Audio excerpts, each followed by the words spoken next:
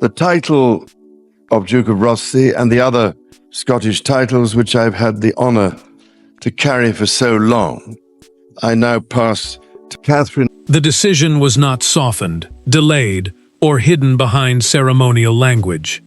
King Charles had signed an extraordinary palace decree transferring Camilla's charity patronages directly to Catherine, and by the time the Queen understood the full meaning of the order, the machinery of the monarchy was already moving without her. What appeared to be an administrative reshuffle carried something far more personal beneath it. A devastating message about trust, influence, and the future. Before we go deeper into what this really means for the royal family, make sure to subscribe so you don't miss a single update. Charles knew exactly what his signature would do. A palace decree, in simple terms, was a formal written order issued under royal authority, and this one removed a defined group of charitable patronages from Camilla and reassigned them immediately to Catherine, Princess of Wales. Royal patronages are official relationships in which a royal publicly supports an organization. Inside the monarchy, they shape identity, responsibility, and influence. The king sat alone with the final document and read the transfer wording twice. His hand moved toward the pen, stopped, then rested beside the page. Camilla had spent years building personal connections with these causes, and removing part of that work meant touching something she regarded as her contribution to royal life. When Charles finally signed, the decision became immediate, and so did the emotional cost. Camilla did not react with anger when the order reached her privately. She became still. Then she asked one question. Had Catherine known? The answer was complicated. The princess had been told through a private palace briefing that additional responsibilities might be coming, but she had not seen the full scale of the transfer until shortly before the decree was finalized. That detail changed the Queen's expression. Catherine had not engineered the decision, yet she had been prepared to inherit what Camilla was losing. Catherine felt the weight immediately. She understood that accepting these patronages meant inheriting relationships created by another woman, and she recognized why Charles had chosen her. The decree described the move as part of a broader restructuring of senior royal duties, meaning the responsibilities of working royals were being reorganized around the monarchy's future needs rather than treated as a temporary adjustment.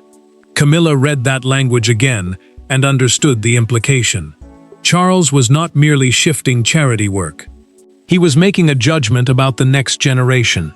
Before speaking to Catherine, she decided she needed to face one person first now. The decree had changed the paperwork in minutes, but inside the family, it had opened a question far more dangerous.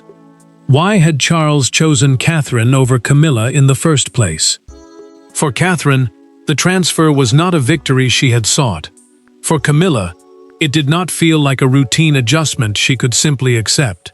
Both women understood that royal patronages were symbols, and symbols inside a monarchy rarely remain innocent for long. One represented years spent building legitimacy beside Charles. The other represented the institution's next generation. Suddenly, those two journeys had collided in a single signature. Catherine read the finalized list in silence before speaking to William. As Princess of Wales, a title given to the wife of the heir to the throne, she already carried responsibilities designed to grow alongside the future reign. That made the transfer logical on paper. Emotionally, it was far more dangerous. These charities were not empty names. They were relationships built through repeated visits, public support, and personal attention. Catherine understood that taking them over could easily look like replacement. William listened carefully as she admitted what troubled her most. Some of the organizations, she said, might feel as though they were being forced to choose between two women who had both represented the crown. The prince immediately understood the risk. If the palace allowed the transfer to become a story of rivalry, Catherine could be blamed for a decision she had never requested. He wanted to know one thing before anything else: who had actually pushed the change forward. Camilla was asking a different question. She told a trusted aide in a private conversation that losing appearances was not what hurt most. She could accept fewer engagements. What she struggled to accept was that Charles had personally authorized the transfer without first reaching an understanding with her. The Queen Consort had spent years using charitable work to establish a serious public role beside him, and now part of that identity had been altered by his signature, before she had even been given the chance to argue her case. William soon received the answer he needed. The proposal had not originated from Catherine's household. Charles had directed the process himself. That knowledge brought relief, but only briefly, because the future king immediately saw the next problem. The public might never understand that distinction. Camilla then learned something even more painful.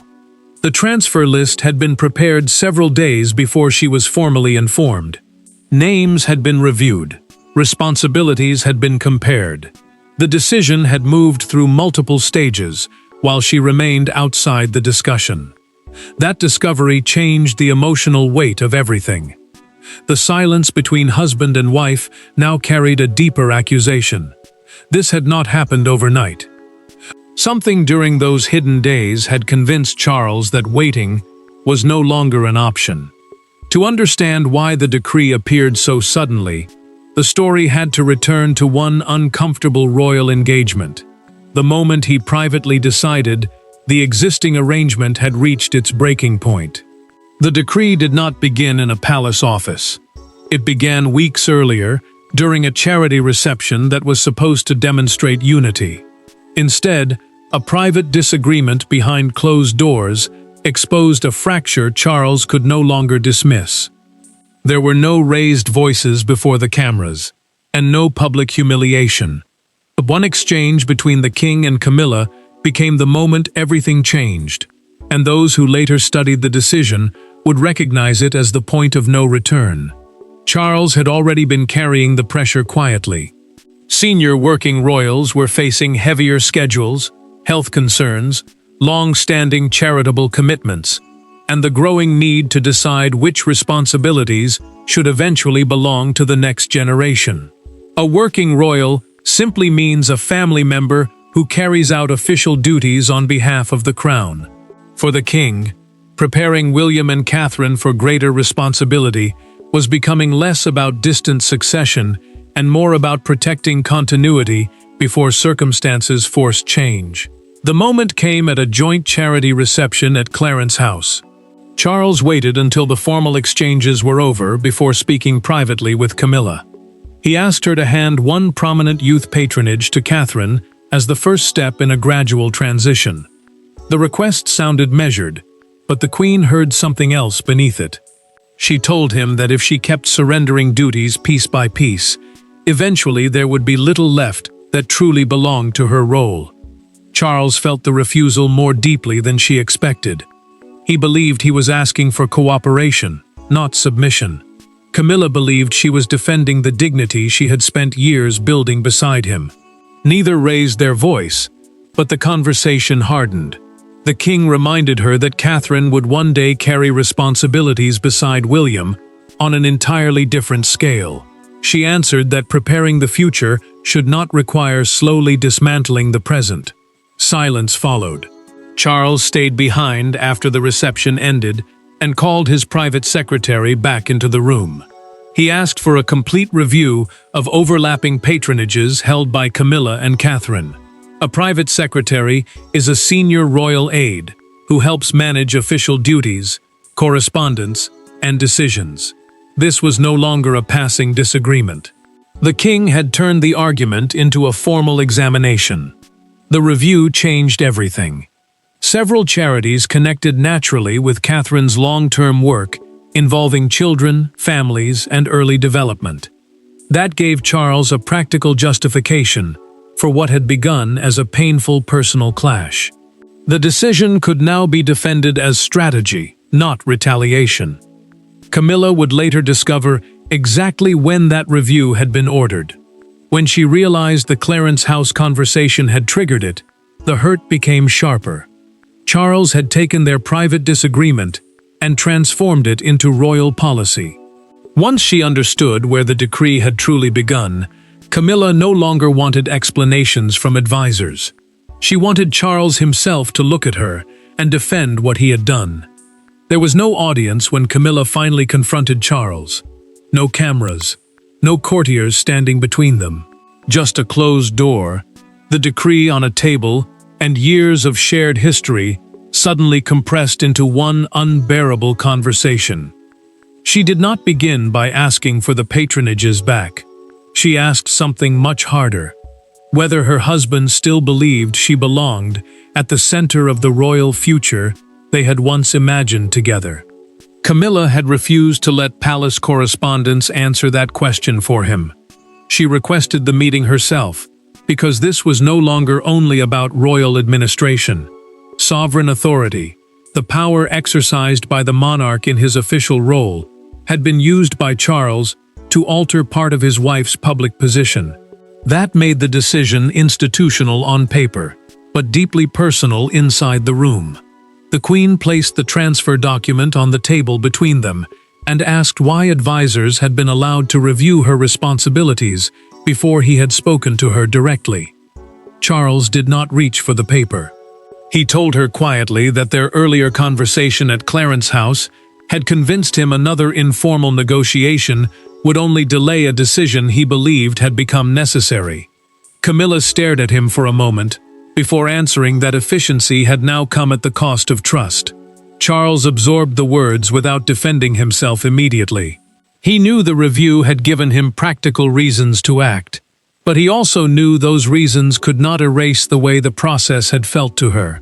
The king finally said that Catherine had never demanded the patronages, never pressured him, and never asked for Camilla's responsibilities to be reduced. He alone had authorized the transfer. That admission changed the argument. Camilla could no longer direct her anger toward Catherine. The Queen had wanted to believe someone else had influenced him, because that explanation would have been easier than accepting that her husband had made the decision himself. Charles had removed that escape. The king then went further. He told her the restructuring would not stop with the charities already transferred. Future patronage appointments would increasingly be organized around the monarchy William and Catherine were expected to inherit. The change was not punishment. It was preparation. Camilla understood the meaning immediately. This was bigger than one decree, one argument, or one wounded marriage. Charles was beginning to shape the next reign, while still sitting on the throne himself. She left the room knowing something chilling. The real issue was not what Catherine had gained, but what her husband believed the future already required. Yet even a king could not reshape the royal family through emotion alone. Behind Charles's signature stood a carefully constructed argument about power, continuity, and who the monarchy had to prepare to depend upon. The palace could describe the transfer as organization, continuity, or modernization, but Charles knew the decision carried a simpler message. Catherine was being trusted with responsibilities designed to survive beyond his reign. That did not make Camilla irrelevant. It made the timeline painfully visible. Behind the ceremonial language was a monarchy, confronting an unavoidable truth, that every reign spends part of its life preparing for the one that will eventually replace it. Charles understood that the decision rested with him. The sovereign, meaning the reigning monarch, who holds final authority over many formal royal arrangements, could approve how duties and patronages were distributed within the working family. That gave the king the power to begin the transfer. But it also meant he could not hide behind advisors once the consequences became personal. He had signed it. He had chosen the direction. Catherine's role made the logic even harder to ignore. Her charitable work was increasingly being organized around a smaller number of long-term causes, allowing her to build deeper relationships instead of collecting endless ceremonial appointments. Several of the transferred organizations fitted naturally into those themes. For Charles, that made the move part of a future structure. For Camilla, it still felt like something being taken away in the present. William confronted that tension directly, when he spoke privately with his father. He told Charles that Catherine would accept whatever duty was placed before her, but she did not want her advancement presented as the Queen's defeat. The prince knew how quickly public perception could turn a practical transition into a personal contest.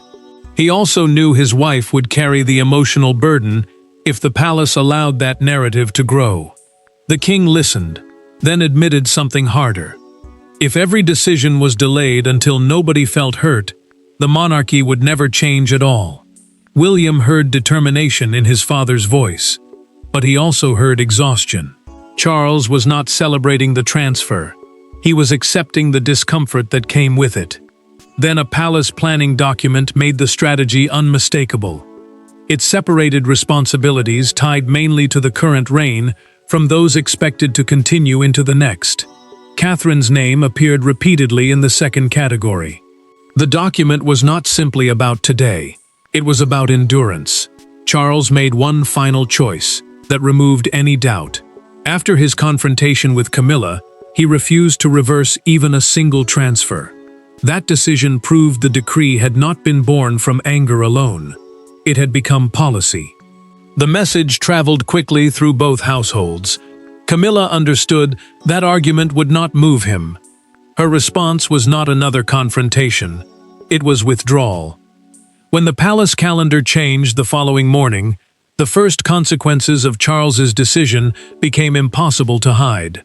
The fallout did not arrive with shouting.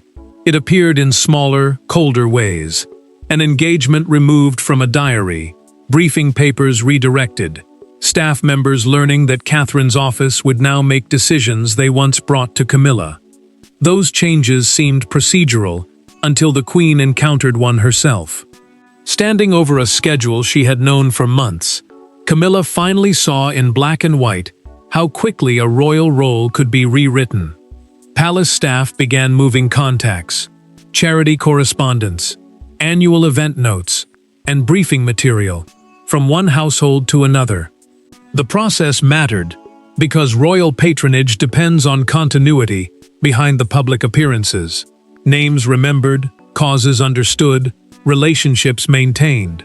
Catherine's team was now inheriting not only events, but years of accumulated work. The charities were reassured that royal support would continue, even while the family itself was struggling with what the transfer meant. Camilla felt the change most sharply when an updated schedule reached her desk. Catherine had been assigned to an anniversary event the Queen had expected to attend herself. She read the page once, then again, and remained silent for several seconds. Finally, she asked an aide to remove the old version. The request was calm, but the meaning was brutal. Something that had belonged to her calendar now belonged to someone else's future. Catherine felt no triumph when the same engagement appeared on her own schedule. She told William privately that she would carry out the duty, but she refused to behave as though Camilla's years of work had suddenly vanished. The prince agreed. He understood that accepting responsibility did not require pretending there had been no one before her. The princess then gave her staff a clear instruction. Future charity communications were to preserve references to Camilla's past contribution wherever appropriate. Her years of involvement would not be erased simply because the patronage had changed hands. The decision reached the Queen through an aide, and for the first time since the decree, something inside her anger began to shift. Camilla had expected Catherine to accept the transfer as a victory. Instead, she was learning that the woman inheriting those responsibilities was trying to protect the very legacy the decree had seemed to threaten. That realization did not erase the hurt Charles had caused, but it made Catherine harder to blame. The Queen sat with that thought longer than anyone around her expected. Then she made a decision of her own. She would speak to Catherine directly, without Charles, William, advisors, or palace offices between them. And when the two women finally met alone, the struggle stopped being about royal hierarchy and became something much more human. The most important conversation after the decree did not involve the king. Catherine and Camilla met privately, with no aides seated beside them. No briefing folders dictating the language, and no expectation that either woman would leave completely satisfied. For the first time, they could address the resentment directly. One had been given responsibilities she never requested. The other had lost them without warning. Neither could undo the decree, but they could decide what happened next. Catherine had asked for the meeting because messages moving between royal offices were only making the situation colder. Each formal note sounded careful, but none of them carried the emotion underneath. Camilla agreed because she had finally accepted that Charles was not going to reverse the transfer. Continuing to treat the princess as the enemy would not restore a single patronage. It would only turn one painful decision into a lasting family fracture. Catherine spoke first. She told Camilla plainly that she had never asked Charles to remove the patronages and had never viewed receiving them as proof that the Queen's work mattered less. The responsibilities she had inherited came with history attached to them. She understood that. More importantly, she understood that stepping into those roles without acknowledging that history would make the transfer feel less like continuity and more like erasure. Camilla did not answer immediately. Then she admitted something she had avoided saying aloud. Her first instinct had been to see Catherine as the woman benefiting from her humiliation. Blaming her had been easier than facing the deeper disappointment she felt toward Charles. The Queen knew the decree had come from her husband, but anger rarely follows the neat lines that reason tries to draw around it. Catherine then offered something practical. At upcoming transition events, she wanted the charities to acknowledge Camilla's earlier involvement wherever it was appropriate.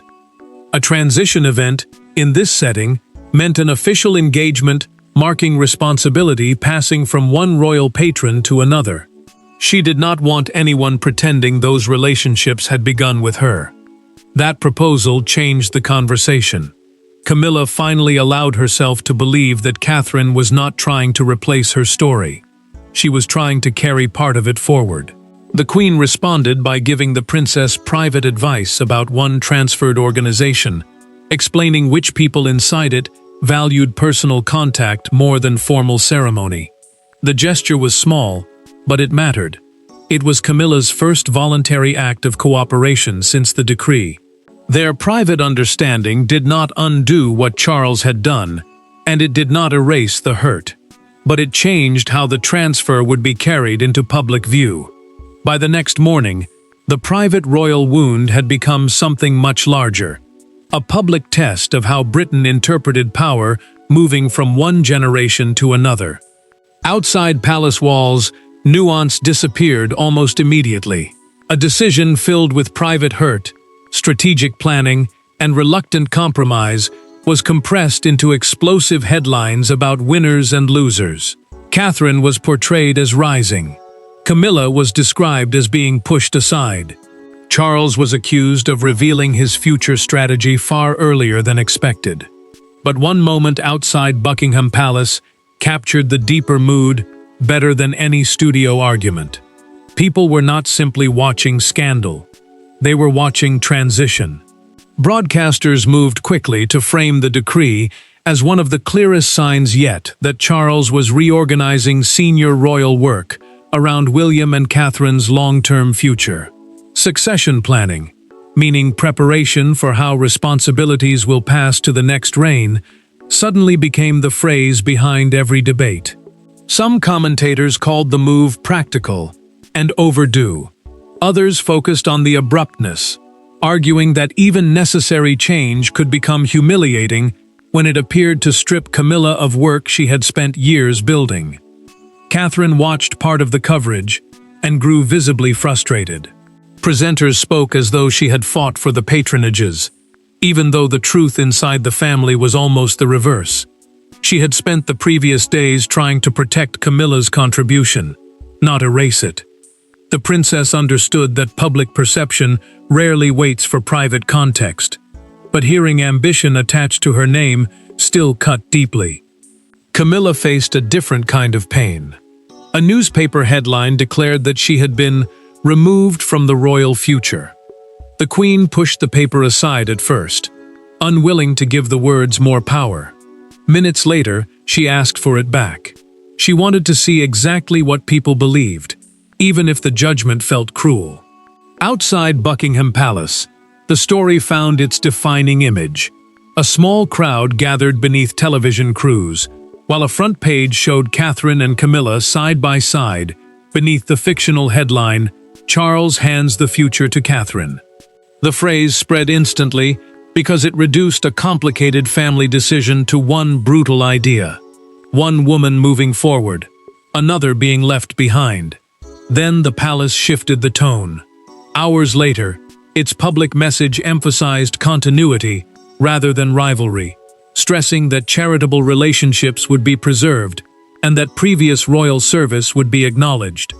That language reflected the private understanding Catherine and Camilla had already reached, denying the public the open feud many expected. Charles watched the reaction settle into something more complicated than scandal. The king had changed duties, but he had also exposed the monarchy's next direction. When the headlines faded and the schedules settled, the real verdict emerged in what each member of the family chose to do next. In the end, there was no dramatic reversal. Charles did not withdraw the decree. Catherine did not return the patronages. Camilla did not abandon royal life. What remained instead was something more consequential. A family forced to accept that continuity sometimes arrives through loss. The king had made his decision. His wife had absorbed its personal cost. And the Princess of Wales had inherited responsibilities carrying both opportunity and emotional weight. Charles allowed the transfers to remain exactly where they were. Catherine would continue as the permanent royal patron for the charities named in the decree, confirming that this had been a structural change rather than a temporary response to family tension. Camilla, however, still retained her wider royal role and other responsibilities.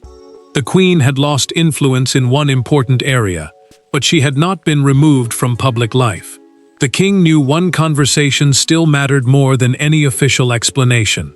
He spoke privately with Camilla and acknowledged that he should have spoken to her earlier, before advisors reviewed responsibilities and before the transfer reached its final form. Charles did not apologize for preparing the monarchy's future. He did admit that the way he handled the process had caused pain that could have been avoided. Camilla answered with equal clarity. She told him she still disagreed with being excluded, and she would not pretend the decision had stopped hurting simply because time had passed. But the Queen also made one thing clear. She would not allow resentment toward Catherine to define what came next. Charles understood the difference immediately. Her acceptance was not surrender, it was a boundary. Catherine then gave the transfer its final meaning. At her first major appearance connected to one of the charities, she publicly acknowledged Camilla's years of service and the relationships built before responsibility passed to her. That simple recognition changed the emotional tone. What could have looked like replacement now became a handover between two generations. Charles's deeper intention finally stood exposed. He had not acted to erase his wife. He had accelerated responsibility toward the woman who would one day stand beside the next king, accepting that institutional necessity could create private pain. The decree therefore became more than a transfer of patronages. It became a defining symbol of a reign choosing continuity over comfort. Camilla learned that royal importance could not be measured only by what she retained. Catherine learned that advancement carried responsibility toward those who came before her. And Charles learned that preparing the future did not excuse ignoring the human cost of change. There was nowhere further for the decision to go. His signature stood. Catherine carried the patronages forward, and Camilla moved ahead with her remaining role intact. The conflict ended not through victory or defeat, but through acceptance that the crown's future had already begun reshaping the present. Thanks for watching. Please don't forget to like and subscribe, and we will see you in next one.